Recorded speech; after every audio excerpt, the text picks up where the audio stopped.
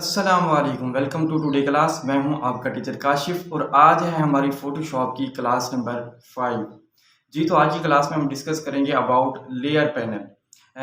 पहले भी हम कई बार लेयर पैनल के बारे में थोड़ा-थोड़ा जान चुके हैं, लेयर्स क्या होती हैं, कैसे काम करती हैं। थोड़ा बहुत मैं आपको टच करवाता रहा, उसकी थोड़ी बहुत अहमियत, डिटेल वगैरह बताता रहा। ऑफ़ कोर्स वो बातें बहुत ज़रूरी थी, अगर मैं आपको पहले वो बातें ना बताता लेयर के बारे में तो एक तो आज की क्लास आपके लिए बहुत मुश्किल हो जाती क्योंकि आज का हमारा मेन टॉपिक जो है लेयर पैनल है और दूसरा आपको जो पहले क्लासेस समझाई गई हैं वो भी आपको बड़ी मुश्किल से समझ में आती। तो आज हम लेयर पैनल को मज़ीद डिटेल में बात करने वाले हैं क्योंकि ये लेयर पैनल बहुत अहम पैनल है और ये बहुत से वर्क को बहुत से नहीं बल्कि सारे के सारे वर्क को बहुत अच्छे से कंट्रोल कर रहा होता है और ये आप अच्छे से कंट्रोल तभी कर सकते हैं जब आप इसको गहराई में जानते हों, इसको कंट्रोल कैसे करते हैं।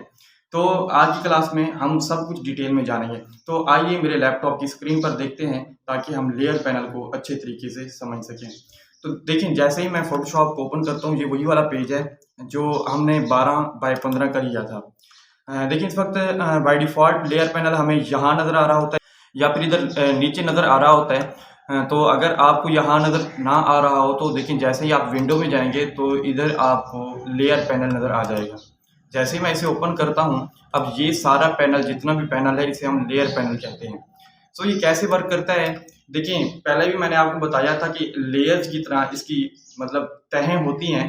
तो अगर एक तह पर दूसरी तह चढ़ा दी जाए तो पहली तह जो नीचे वाली तह होती है वो नज़र नहीं आती। इसी तरह अगर उसे उलट कर दिया जाए, नीचे वाली को ऊपर कर दिया जाए और ऊपर वाली को नीचे कर दिया जाए, तो तब नीचे वाली नज़र आने लग जाएगी और ऊपर वाली नज़र नहीं आएगी। ये कॉमन सेंस की बात है, मतलब जो चीज़ ऊपर होगी तो वो नज़र आएगी और नीचे वाली चीज़ नज़र नहीं आएगी। लेयर पैनल मतलब जो तहों वाला पैनल है, जो तहों को एक तरतीब के साथ रखता है, लेयर्स को तरतीब के साथ रखता है, उसी लेयर को हम लेयर पैनल कहते हैं। देखिए फॉर एग्ज़ाम्पल अगर मैं ब्रश टूल से एक पेंट करता हूँ थोड़ा-सा, देखिए इस वक़्त ये बैकग्राउंड लेयर पर ही पेंट कर रहा है। अब मैंने इसकी न्यू लेयर नहीं ली, अब इसका नुकसान क्या है कि अगर मैं इसका कलर चेंज करना चाहूँ, इसको मूव करना चाहूँ तो मूव नहीं कर सकता। देखिए ये एरर दे रहा है क्योंकि मैंने एक न्यू लेयर ही ले ली मैंने न्यू लेयर ही नहीं ली। देखिए यहाँ पर लेयर्स जो भी हम बनाएँगे, जो भी हम ऑब्जेक्ट बनाएँगे, जो भी हम काम करेंगे वो यहाँ शो हो रहा होगा। इस वक़्त मैंने क्योंकि न्यू लेयर नहीं ली इसीलिए वो यहाँ पर डायरेक्टली पेंट कर दिया है। अब इसका हल क्या है?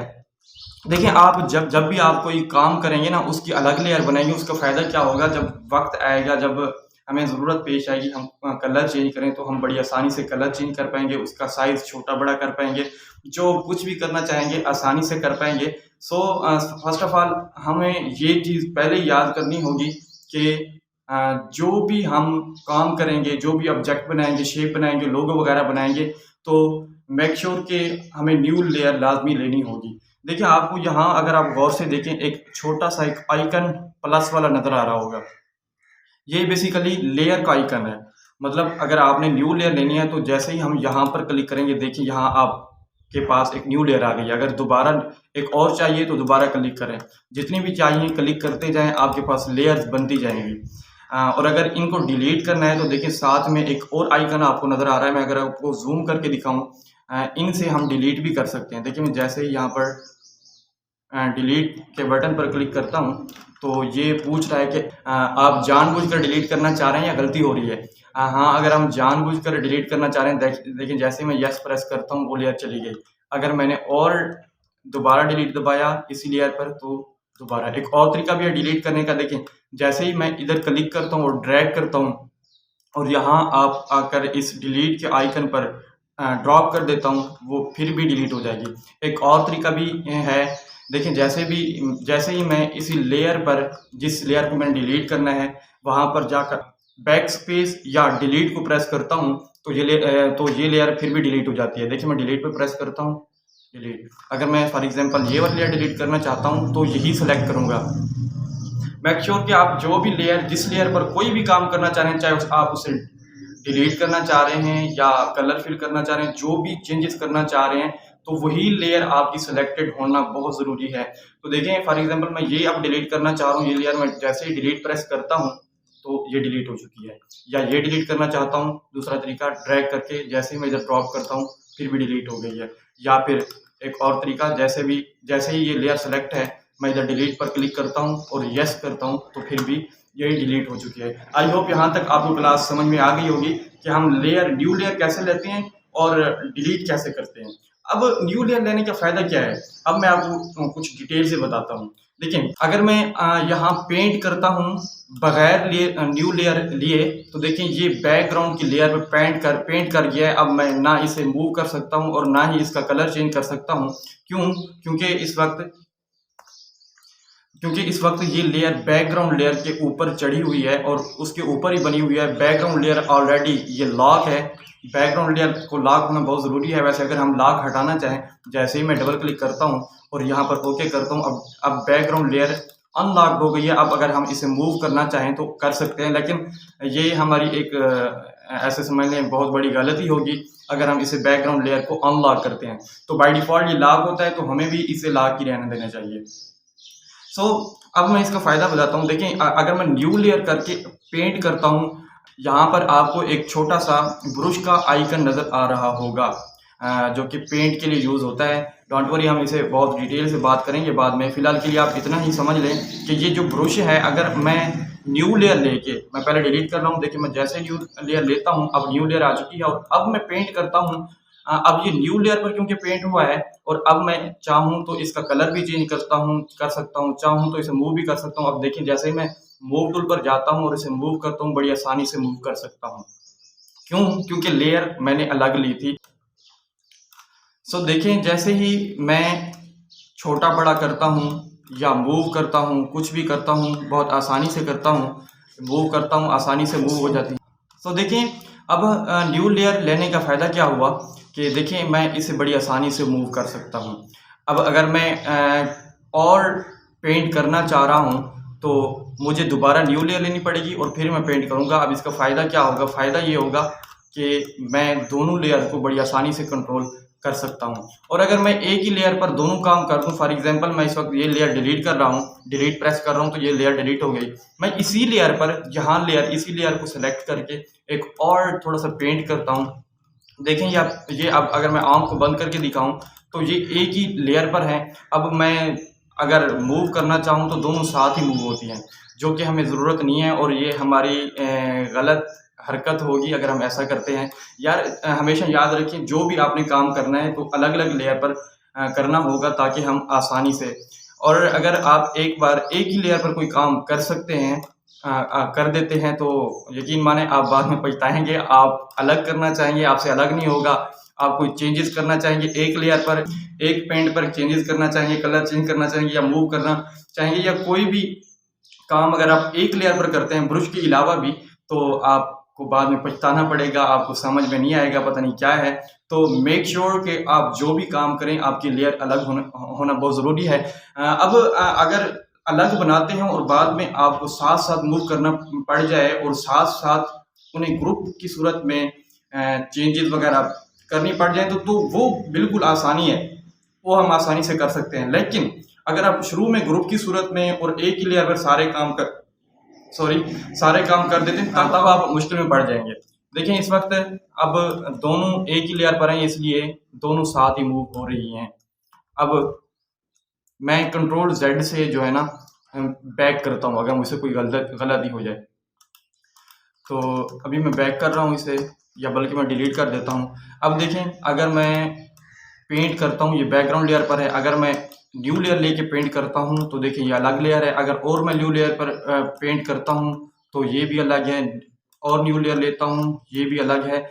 अब इनका फ़ायदा क्या है सबका, कि सब अलग हैं, जिन्हें हम जैसे भी मूव करना चाहें बड़ी आसानी से कर सकते हैं। अब फॉर एग्जांपल समटाइम ऐसा होता है कि हम चाह रहे होते हैं कि ये ग्रुप की सूरत में मूव करें और ग्रुप की सूरत में इसे चेंजेस आए, तब हम क्या करेंगे?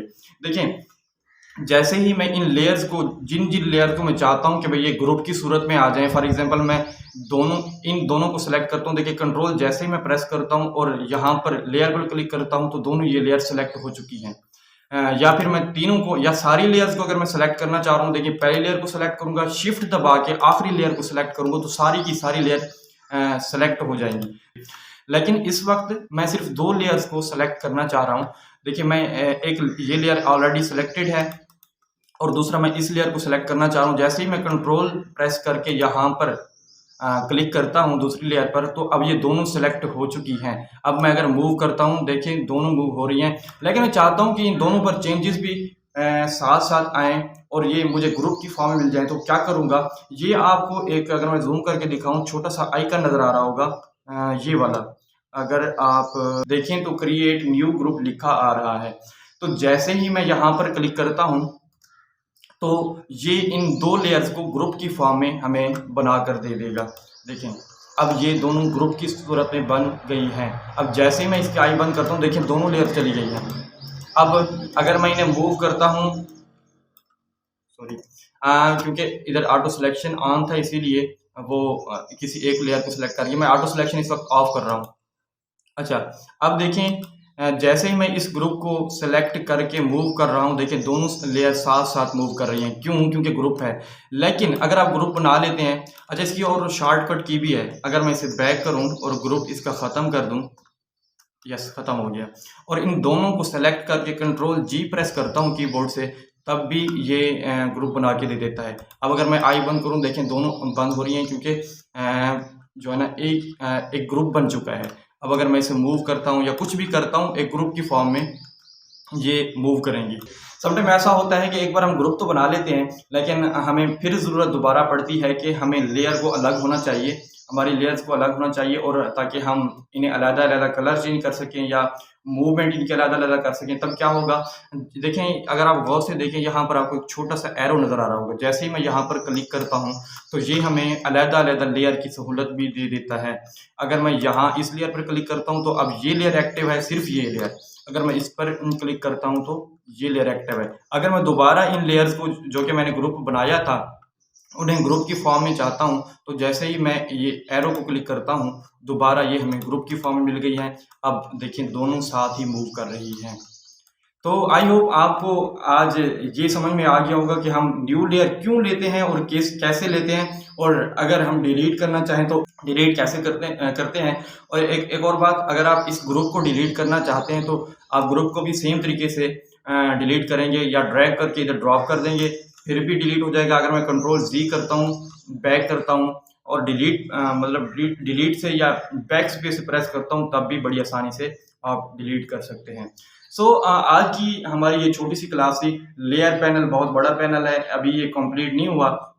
अगर मैंने सारी एक की सारी बातें आपको आज ही एक ही क्लास में बता दी, तो ट्रस्ट मी आप परेशान हो जाएंगे, भाई ये क्या हो रहा है, कैसे है। जितना आपको समझाता हूँ बस उसी की प्रैक्टिस करें और खूब प्रैक्टिस करें। उन्हीं के सिर्फ कंसेप्ट क्लियर कर लें कि आज जो हमने क्लास में पढ़ा है क्या क्या पढ़ा है, और उनको कैसे हम प्रैक्टिस करते हैं या कैसे हम कंट्रोल कर सकते हैं। सिर्फ इन्हीं बातों को जो हम पढ़ते हैं उन्हीं बातों को आप जहन में रखा करें और उन्हीं की प्रैक्टिस किया करें, तो मेरे ख्याल से ये बहुत है। तो आज की क्लास के लिए हम इतना ही पढ़ेंगे और इतना ही काफ़ी है। तो खूब प्रैक्टिस करें। कल की क्लास में इंशाल्लाह हम दोबारा मिलेंगे। तब तक के लिए अपना ख्याल रखिए। अल्लाह हाफिज़। Thank you.